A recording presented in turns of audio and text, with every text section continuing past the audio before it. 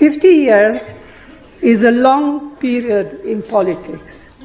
Shri Mallikarjun Kharge didn't just survive its unpredictable course, he continued to rise higher and higher throughout his political career.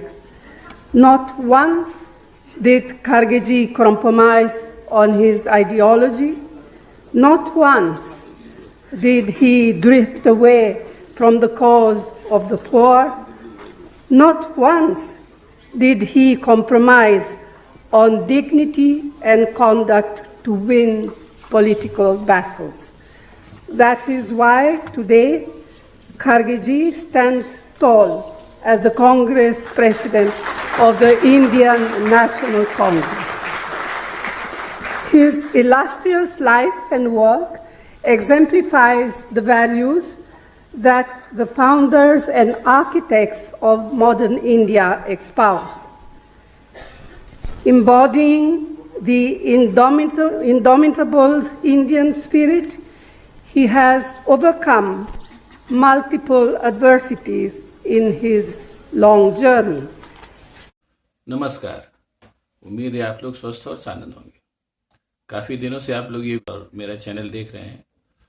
आज आपसे गुजारिश है कि इसको देखें तो है ही और पूरा देखें, न केवल इस वीडियो को बल्कि मेरे सारे वीडियोस को कोशिश करिए कि पूरा देखिए और साथ ही साथ मेरे चैनल को तो सब्सक्राइब करिए ही करिए, मेरे वीडियोस को शेयर और लाइक भी करिए। इससे मेरा उत्साह बढ़ेगा। और एक बात और मैं बताऊंगा कि आप लोग जो है वो अगर मेरे वीडियोस पर कमेंट करेंगे तो और अच्छी बात लगेगी। एक चीज़ ये मैं अभी कह रहा हूँ, एक चीज़ और कह रहा हूँ, उसको भी आप लोग ध्यान दीजिएगा। अपने इस चैनल में मैंने एक अवध कथा नाम से एक वो पूरी सीरीज़ चला रहा हूँ मैं, जिसमें अवध का जो इलाका था, बहुत से लोग जिसको देखते हैं अवध के इलाके से परिचित होंगे, और जो नहीं देखते उनके लिए बता दें कि एक अवध राज्य हुआ करता था जिसके आखिरी नवाब थे वाजिद अली शाह। तो अवध के नवाबों की रंगीनियों के बारे में तो बहुत लोग बताते हैं, लेकिन अवध की पॉलिटिकल हिस्ट्री जो कहीं ज़्यादा इंपॉर्टेंट है उस पर चर्चा कम होती है। उसी पॉलिटिकल हिस्ट्री पे मैंने सीरीज़ चलाई है। आप चैनल के प्लेलिस्ट में जाएंगे तो आपको पूरा मिल जाएगा, अवध कथा नाम से। मेरी गुजारिश है कि आप लोग उसको भी ज़रूर देखें और अगर पसंद आए तो उसको शेयर भी करिए, लोगों को बताइए। अब बात शुरू करता हूँ मैं आज के वीडियो की। दिल्ली में अभी मल्लिकार्जुन खड़गे जी के ऊपर एक किताब लिखी गई जिसका विमोचन हुआ, और उस विमोचन में मुख्य अतिथि के तौर पर सोनिया गांधी जी उपस्थित थी। उन्होंने खड़गे जी के बारे में कई बातें कही और एक तरीके से उन्होंने संकेत दे दिया कि खड़गे जी 2024 के आम चुनावों में कांग्रेस की तरफ से प्रधानमंत्री पद के उम्मीदवार हो सकते हैं। ये संकेत उन्होंने दिया। अपने भाषण में उन्होंने ये भी बताया कि खड़गे जी शुरू से कांग्रेस के मतलब शुरुआत से कांग्रेस के रहे हैं और एक उनका शानदार करियर रहा है। अब वो इस जंक्चर पर पहुंचे हैं और इस जंक्चर पर जबकि कांग्रेस को एक शानदार नेतृत्व की ज़रूरत है, खड़गे जी वो नेतृत्व दे रहे हैं। साथ ही साथ खड़गे जी उस जनरेशन के नेता रहे हैं जिसने कि सांप्रदायिकता से और इन तरीके की चीज़ों से पूरी तरीके से लोहा लिया और एक बार भी उन्होंने कभी भी जनता के हितों के साथ समझौता नहीं किया। और सबसे बड़ी बात कि उन्होंने कांग्रेस के अपने पूरे पॉलिटिकल करियर में पार्टी के हित के ऊपर वो कभी नहीं गए, पार्टी के हित को उन्होंने सर्वोपरि रखा। इस तरीके से उन्होंने जो मल्लिकार्जुन खड़गे साहब हैं उनके चरित्र के विभिन्न पहलुओं पर रोशनी डाली। उसको आप वीडियो में लगा भी दूंगा और आप लोगों में तमाम लोगों ने देखा भी होगा।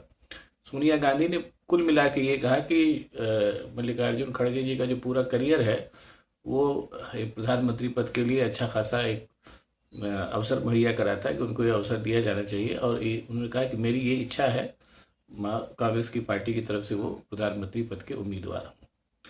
इसमें कोई शक नहीं है कि मल्लिकार्जुन खड़गे एक शानदार नेता हैं और उनका एक अच्छा खासा करियर रहा है। और सबसे बड़ी बात है कि वो दलित जाति के नेता हैं जिसके लिए कि आज की तारीख में कोई भी एक ठोस वोट बैंक किसी भी अगर कहीं कहीं है वो तो राज्यों के स्तर पर, राष्ट्रीय स्तर पर नहीं है। इसलिए अगर मल्लिकार्जुन खड़गे जी को प्रधानमंत्री पद का उम्मीदवार बनाया जाता है तो उसमें ये जो सुझाव है इस सुझाव में दम दिखता है। और तमाम पार्टियों के और भी नेता थे उस क्या नाम है गैदरिंग में जिन्होंने भी उसको सुना। साथ ही साथ उन्होंने ये भी इस बात साफ कर दी सोनिया गांधी ने कि राहुल गांधी और नीतीश कुमार से मल्लिकार्जुन खड़गे साहब बेहतर उम्मीदवार होंगे प्रधानमंत्री पद के लिए। ये तो हुई एक बात। अब आइए इसके थोड़ा सा आगे की बात पर चर्चा करें। 5 राज्यों के चुनाव हो चुके हैं और जैसी रिपोर्ट्स आ रही हैं कि 5 राज्यों में शायद भारतीय जनता पार्टी चुनाव हार जाए और कांग्रेस ही चुनाव जीते, ऐसी रिपोर्ट्स आ रही हैं। देखिए 3 दिसंबर बहुत दूर नहीं है। और इसके साथ ही साथ भारतीय जनता पार्टी में ये मुहिम तेज हो गई कि किस तरीके से हम जो है वो जो अब 2024 के जो आम चुनाव होने जा रहे हैं उस तरीके से भारतीय जनता पार्टी आगे रहे। और उसके लिए एक तरीके से कहीं ना कहीं ये सब षड्यंत्र भी शुरू हो गए हैं, जैसे कि भारतीय जनता पार्टी में होते रहते हैं। एक अभी मैंने कल ही बनाया, आज फिर वो चर्चा चली इसलिए बता रहा हूँ। एक सुल्तानपुर में एक अदालत में MP MLA कोर्ट में एक मुकदमा दायर हो गया है। दायर तो बहुत पहले से था, लेकिन उस मुकदमे को अभी रिवाइव किया गया है। वो सूरत वाला इतिहास दोहराने के चक्कर में कि उस मुकदमे के दोबारा उस मुकदमे को चढ़ करके और उसमें अगर कोशिश हो सके, भारतीय जनता पार्टी की कोशिश रहेगी, होता है ये सब काम वो करते हैं, सब जानते हैं कि राहुल गांधी को एक तरीके से फिर से कन्विक्ट कर दिया जाए ताकि वो 6 साल का चुनाव लड़ने के अयोग्य हो जाए। जाहिर सी बात है कि कांग्रेस पार्टी जो पुरानी पार्टी है इस तरीके की भारतीय जनता पार्टी की चालों से अवगत न हो, ये संभव नहीं है। इसलिए शायद इसको भांप करके, और वैसे भी ये अब एक मुहिम भारतीय जनता पार्टी को परास्त करने के लिए शायद सोनिया गांधी ने चल दी हो। और वैसे भी आज की तारीख में जितने भी उम्मीदवार हैं उनमें सब में खड़गे साहब कहीं ज़्यादा वरिष्ठ हैं और उनका एक अच्छा खासा नाम है। और सबसे बड़ी बात है कि वोट बैंक वो एक प्रतीक है मोटे तौर पर, जिस वोट बैंक को साधने के लिए सारी पार्टियां कोशिश कर रही हैं, जो कांग्रेस को मल्लिकार्जुन खड़गे के माध्यम से मिल गया है। एक चीज़ और मैं कहना चाहूँगा यहाँ पर, वो भी आप लोग ध्यान में रखेंगे। मान लीजिए भारतीय जनता पार्टी अपनी मुहिम में सफल रहती है और किसी न किसी मुकदमे में या किसी भी तरीके से फंसा करके राहुल गांधी को अयोग्य साबित कर दिया जाता है चुनाव लड़ने के, तो उससे कोई फर्क नहीं पड़ेगा, क्योंकि सोनिया गांधी भी हैं और सबसे बड़ी बात है कि वो तो खैर चलो बुजुर्ग हुई, अब वो क्या उतना कुछ करेंगी। लेकिन प्रियंका गांधी के रूप में अगर राहुल गांधी को एक मतलब चुनाव लड़ने के तरीके से योग्य कर भी दिया जाता है, तो प्रियंका गांधी जो है वो राहुल गांधी की जगह बखूबी ले सकती है। और उनके मतलब उनका कोई ऐसा कोई पॉलिटिकल वो भी नहीं है, कोई विवादास्पद उनका करियर भी नहीं रहा है, और वो उतनी ही सक्षम साबित होंगी जितने की राहुल गांधी हैं। और कई मामलों में ये कहने मुझे वो नहीं है, संकोच नहीं कि वक्तृत्व भाषण कला के रूप में, वक्तृत्व शैली के रूप में प्रियंका गांधी की वक्तृता शैली राहुल गांधी से कहीं अच्छी है। तो कुल मिलाकर के इस मामले में जो बात उभर के सामने आ रही है, सोनिया गांधी का ये जो अभी उन्होंने सुझाव दिया है कि ये पूरा का पूरा सुझाव जो भारतीय जनता पार्टी की चालें हैं कि किसी तरीके से राहुल गांधी को योग्य साबित करके और कांग्रेस को नेतृत्वहीन किया जा सके, ऐसा कुछ नहीं है। वो चालें भारतीय जनता पार्टी अपनी चाल चलती रहेगी। कांग्रेस ने भी नया मतलब एक तरीके से दांव चल दिया है मल्लिकार्जुन खड़गे को प्रधानमंत्री पद की योग्य करके, और उनकी सीनियरिटी और उनकी मतलब लीडरशिप और उनका जो एक ठोस वोट बैंक जिसको रिप्रेजेंट करते हैं, उसके माध्यम से इस बात की संभावना है कि ज़्यादातर लोग जो है वो उनके सोनिया गांधी के सुझाव को मानेंगे भी।